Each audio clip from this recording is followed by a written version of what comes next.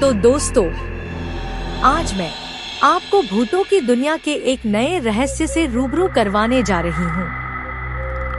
आज से पहले आपने ऐसा कभी नहीं सुना या देखा होगा। और आज की इस कहानी का शीर्षक है हॉन्टेड फैक्ट्री का दर्दनाक रहस्य। शाम से ही मौसम तेजी से बदलने लगा था। तेज बारिश की संभावना लग रही थी। बादलों के गर्जन व बिजली के कड़कने की तेज आवाजों से पूरा शहर कपकपा रहा था। ऐसा लगा जैसे कहीं पास ही बादल फट गया हो। तेज हवा चल रही थी। रात 12 बजे से बारिश भी शुरू हो गई थी। और ऐसी रात में हमेशा भूत प्रेत अपनी पूरी मायावी शक्ति से भयानक घटनाओं को अंजाम देते हैं। और आज भी ऐसी ही एक डरावनी रात थी। अचानक रात के ठीक 2 बजे डैनियल के मोबाइल की घंटी बजी और नींद में ही उसने मोबाइल उठाकर अपने कानों से जैसे ही लगाया, सामने से उसे उसके फैक्ट्री के सिक्योरिटी हेड माइकल की घबराई हुई आवाज आई। वह अत्यधिक डरा हुआ था और सिर्फ 3 ही शब्द ही बोल पाया, फैक्ट्री, भूत और आत्मा। उसके बाद एक दर्द भरी चीख के साथ कॉल कट गया। डैनियल की नींद पल भर में ही उड़ गई। उसे समझ में नहीं आ रहा था कि अब क्या करूं। बचपन में ही डैनियल की मम्मी उसे जन्म देते समय ही गुजर गई थी। स्कूलिंग पूरी हो जाने के बाद उसके डैड ने डैनियल को एडवांस एजुकेशन के लिए अमेरिका भेज दिया था। और अब कुछ ही दिनों पहले ही डैनियल ने अपने डैड का अंतिम संस्कार किया था। उनकी मौत व फिर 13 के 2 दिनों के बाद डैनियल ने विरासत में मिली इस हॉन्टेड फैक्ट्री की जिम्मेदारी संभाली थी। कहते हैं कि रोज रात में उस फैक्ट्री में एक लड़की व एक बूढ़े आदमी की आत्मा भटकती रहती है। वो लड़की जोर जोर से रोया करती है और वो बूढ़ा लगातार उसे चुप कराते हुए खुद भी रोता रहता है। वैसे तो आत्माएं प्रेत बनते ही बड़ी खतरनाक हो जाती है। उनमें जज्बात नाम की कोई बात ही नहीं होती। पर शायद इतिहास में ये पहली बार देखा या सुना जा रहा है जहाँ पर ये दोनों आत्माएं जज्बात में असहाय होकर रोज फूट फूट कर रोया करती थी। उनका दुख दूर करने वाला कोई नहीं था। उनका रुदन इतना दुख भरा होता है कि किसी की भी आंखों में आंसू आ जाए। ऐसा वर्षों से रोज रात को 12 बजे से 2 बजे के बीच होता था। और उनकी दोनों के रोने की आवाजें आसपास रहने वाले लोगों के घरों तक में कई दफा सुनाई देती थी। उस फोन के बाद डैनियल ने तुरंत ही फैक्ट्री मैनेजर जेम्स को फोन लगा के तत्काल फैक्ट्री पर बुलाया और खुद भी अपनी कार से फैक्ट्री की ओर निकल पड़ा। वो दोनों जब अपनी अपनी कार से फैक्ट्री में पहुंचे तब उन्हें मेन गेट का सिक्योरिटी गार्ड कहीं भी दिखाई नहीं दिया। डैनियल की आंखें तो बस माइकल को ही ढूंढ रही थी, जिसकी दर्दनाक चीख उसके दिमाग में अभी भी गूंज रही थी। डैनियल ने जेम्स को कहा कि तुम पुलिस को अभी कॉल करो और फैक्ट्री के आगे वाले हिस्से में खुद जाकर सारी चीजें चेक करो। तब तक मैं गोदाम को चेक करता हूँ। जब डैनियल गोदाम में पहुँचा तब उसने देखा कि वहाँ पर माइकल जमीन पर शांत पड़ा हुआ था।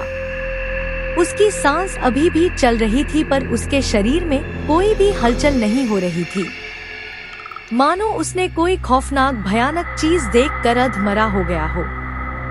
उसी समय डैनियल ने एक और दर्द भरी तेज चीख सुनी जिससे उसका कलेजा कांप उठा।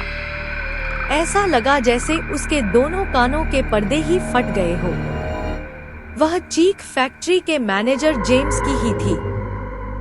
डैनियल ने सर पर दौड़ लगाई और फैक्ट्री में जाकर देखा तो डरा हुआ जेम्स बाथरूम के एक कोने में बैठकर जोर जोर से रो रहा था और बार बार एक ही लाइन बोल रहा था, वह वापस आ गई है, वह वापस आ गई है, अब वह किसी को नहीं छोड़ेगी, अब हम सब मरेंगे, एक एक करके सारे मारे जाएंगे। जेम्स अपना पूर्ण मानसिक संतुलन खो बैठा था। तब तक एम्बुलेंस और पुलिस भी आ गई। डैनियल ने पुलिस के आने के बाद उनको अपना पूरा बयान दिया और डैनियल घर के लिए रवाना हो गया। पर जाते समय उसे एक बात बराबर महसूस हो रही थी कि अभी वह अकेला तो नहीं है, कोई तो है जो उसके साथ साथ चल रहा है। वो जब कार के पास पहुंचा, तब कार का एक पिछला दरवाजा भी थोड़ा सा खुला हुआ था। डैनियल को अच्छी तरह से याद था कि उसने कार के सभी दरवाजे सेंट्रल लॉकिंग के थ्रू लॉक किए थे, ऐसे में इसे कौन खोल सकता है। वह काफी घबरा गया था। डैनियल को कार चलाते समय कार की पिछली सीट पर किसी के बैठे होने का एहसास होने लगा। तभी उसने कार के बीच वाले मिरर में देखा तो उसकी चीख ही निकल गई, क्योंकि पिछली सीट पर एक बेहद खतरनाक व विभत्स प्रेतनी बैठी हुई थी। उसने कहा, कार चलाते रहो, रुकना बिल्कुल मत। तभी डैनियल को पुलिस इंस्पेक्टर का कॉल आया कि जेम्स की एम्बुलेंस के अंदर ही रहस्यमय तरीके से दर्दनाक मौत हो गई है और माइकल ने भी होश में आने के तुरंत बाद एम्बुलेंस के अंदर ही एक कांच के टुकड़े से खुद का गला काटकर मर गया। इस तरह की एक के बाद एक मौत की खबरों से डैनियल का सिर दर्द से फटा जा रहा था। डैनियल घर पहुंचा और सोचने लगा कि इतना सब देखने के बाद तो उसे नींद आने नहीं वाली थी, इसलिए वह अपनी लाइब्रेरी में बैठ के किताब पढ़ने की कोशिश करने लगा। तभी उसे अचानक आस-पास कुछ हलचल सी महसूस हुई। उसे खिड़की से अंदर आने वाली चांद की खूबसूरत रोशनी में एक जानी पहचानी सी लड़की की परछाई नजर आई, जो बहुत ही अच्छी दिख रही थी। प्योर सोल होने के कारण उसके चारों ओर एक सफेद सा ऑरा भी था, लेकिन पता नहीं क्यों डैनियल को उससे तनिक भी डर नहीं लग रहा था। वह लड़की बोली, कैसे हो डैनियल? डैनियल हकलाते हुए बोला कि काका कौन हो तुम और मेरा पीछा क्यों कर रही हो? मैंने तुम्हारा क्या बिगाड़ा है? कार में भी तुम ही बैठी थी ना? वह बोली, हाँ वो मैं ही थी। वो तो मैं तुम्हें यूं ही डरा रही थी। वह बोली, मैं वही हूँ जिसके साथ तुम्हारी बचपन की कुछ सुनहरी यादें जुड़ी हुई है और तुम जिसे हर वक्त याद भी करते रहते हो। इतना ही नहीं बल्कि उन्हीं यादों के सहारे ही जी भी रहे हो, जिसके साथ तुम स्कूल जाया करते थे और पूरा दिन हम स्कूल व ट्यूशन में साथ बिताया करते थे। क्या तुम मुझे भूल गए? हम एक दूसरे से कितना ज्यादा लव करते थे। तुम तो एक मिनट भी मेरे बिना नहीं रह पाते थे। तभी अचानक से डैनियल के जुबान पर उसका नाम भी आ गया और उसने बड़े ही प्यार से कहा कि बारबरा, तुम्हारी ये हालत किसने की? तुम अचानक कहाँ गायब हो गई थी? मैंने तुम्हें बहुत ढूंढा, पता चला कि तुम व तुम्हारे डैड पारिवारिक कारणों की वजह से अचानक शहर छोड़कर चले गए हो। मेरे पास तुम्हारे परिवार की कोई भी जानकारी नहीं थी, फिर भी मैंने हर संभव प्रयास किया तुम्हें ढूंढने का, पर कुछ भी पता नहीं चला। आज भी मैं हर पल तुमको मिस करता रहता हूँ। मेरा तुम्हारे अलावा और है ही कौन? मैं बहुत अकेला हो गया हूँ बारबारा। फिर बारबारा ने अपनी कहानी बताई। वह बोली, मेरे डैड तुम्हारे डैड की फैक्ट्री में सीनियर अकाउंटेंट की पोस्ट में थे। एक दिन वह देर रात को पूरा हिसाब किताब निपटा कर घर के लिए निकल रहे थे, पर जाने से पहले आखिरी बार फैक्ट्री के एक चक्कर लगाने के लिए जब गोडाउन में पहुंचे तो उन्हें वहां कई सारे नए बॉक्सेस दिखे, जिन पर कंपनी का लेबल ही नहीं था। उन्होंने वह खोल के देखे तो उसमें अफीम और नशीले पदार्थ थे। तभी किसी की आवाज सुन के वह वही एक अलमीरा के पीछे छुप गए। तभी तुम्हारे डैड कंपनी के डायरेक्टर व अन्य कर्मचारी के साथ वहां आ गए। चूँकि मेरे डैड को पता चल चुका था कि कंपनी में आजकल सिर्फ ड्रग्स का काला कारोबार हो रहा है, तो तुम्हारे डैड ने मेरे डैड को उसी रात घर से उठवा लिया और उनकी हत्या कर कंपनी के पिछले गोदाम में छिपा दिया। मरने से पहले मेरे डैड ने मुझे फोन में सब कुछ बता दिया था। मैं पुलिस को लेकर तुरंत कंपनी में पहुंची। लेकिन पुलिस भी उनके साथ मिली हुई थी।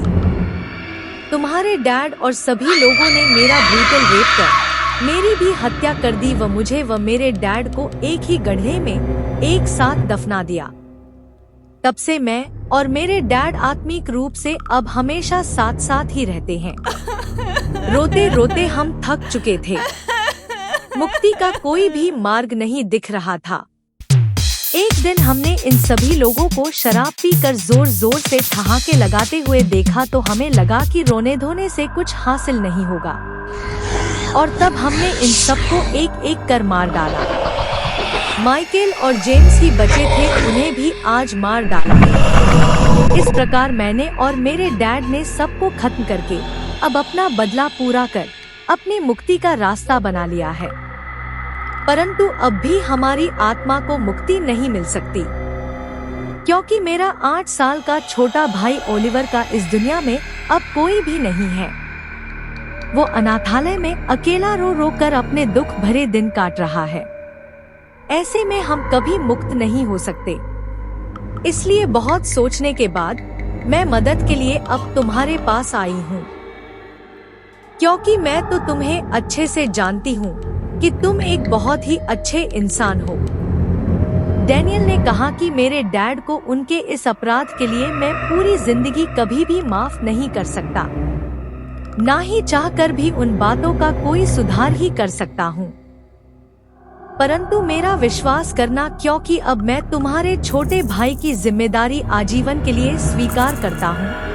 आप दोनों को उसकी अब कोई चिंता करने की आवश्यकता नहीं है, और तुमसे वादा करता हूँ मैं तुम्हारे भाई ओलिवर को अपने भाई की तरह रखूंगा और उसको पढ़ा लिखा कर एक अच्छा व बहुत बड़ा इंसान बनाऊंगा। बारबरा ने डैनियल को हग कर लिया। तब तक उसे डैड भी आ गए और उन दोनों को एक साथ गले से लगाकर रोने लगे। डैनियल ने कहा, अंकल आप अब बिल्कुल मत रोना, मैं ओलिवर का पूरा ध्यान रखूंगा। और देखते ही देखते बारबरा और उसके डैड की आत्मा को हमेशा हमेशा के लिए इस दुनिया से मुक्ति मिल गई। दूसरे ही दिन डैनियल ने कंपनी के उस कमरे से दोनों डेड बॉडीज निकलवाया। उनका पंचनामा होने के बाद उनका विधिवत अंतिम संस्कार भी करवा दिया, और अब सीधे उस अनाथालय में ओलिवर से मिलने चला गया। ओलिवर को डैनियल का चेहरा धुंधला सा याद भी था, क्योंकि जब डैनियल स्टडी के लिए अमेरिका जा रहा था तब ओलिवर बहुत छोटा था। जैसे ही डैनियल ने उसे अपने बारे में बताया तो वह डैनियल के गले लगकर फूट फूट कर रोने लगा और डैनियल के गले से लग गया। डैनियल ने उसे उस अनाथालय से लीगली अडॉप्ट कर लिया और ओलिवर को अपने साथ लेकर हमेशा के लिए अमेरिका शिफ्ट हो गया। तो अब विदा दोस्तों, अगले शुक्रवार को फिर मिलते हैं एक नई हॉरर स्टोरी के साथ।